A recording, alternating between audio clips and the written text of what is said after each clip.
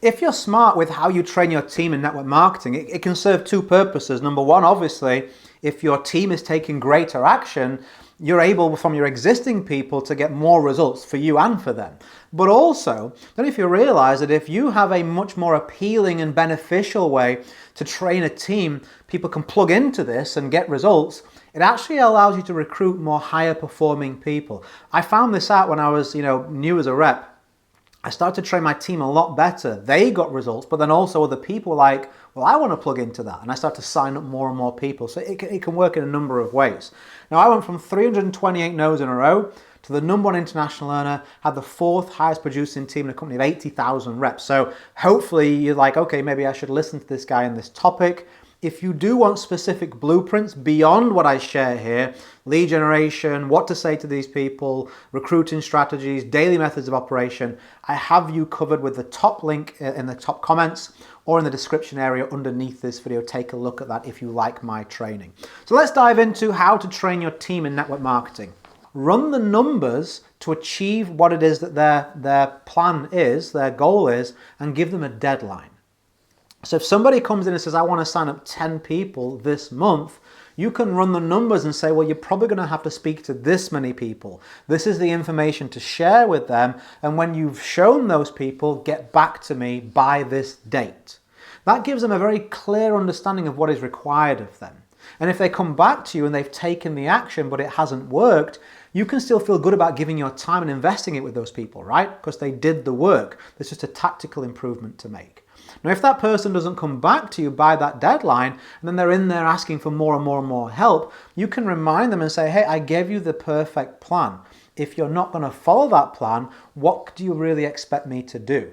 I find people really respect that, and it wakes them up into saying, hey, personal responsibility here if you set that plan and you set that deadline.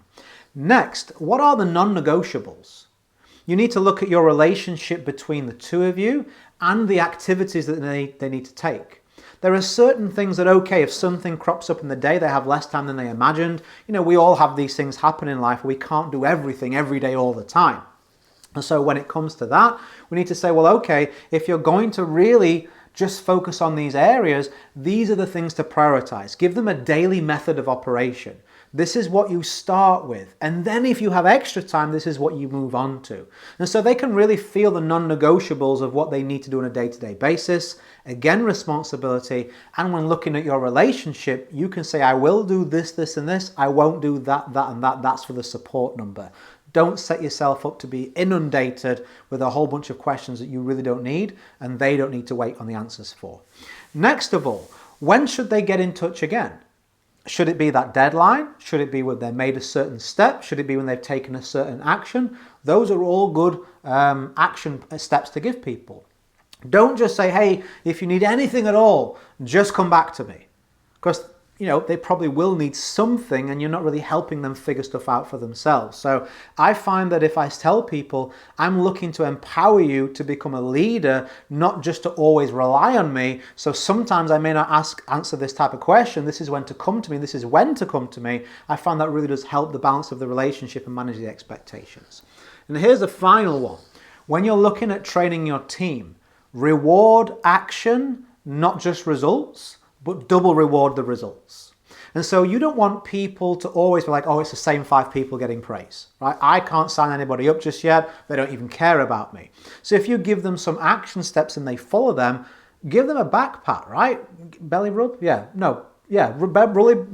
rub, back pat. You know what I mean? Give them some praise. Don't do that. You'll get in trouble these days. But I mean virtually, or just, hey, you've done really well there. You know what I mean? Give them some praise. Give them some recognition.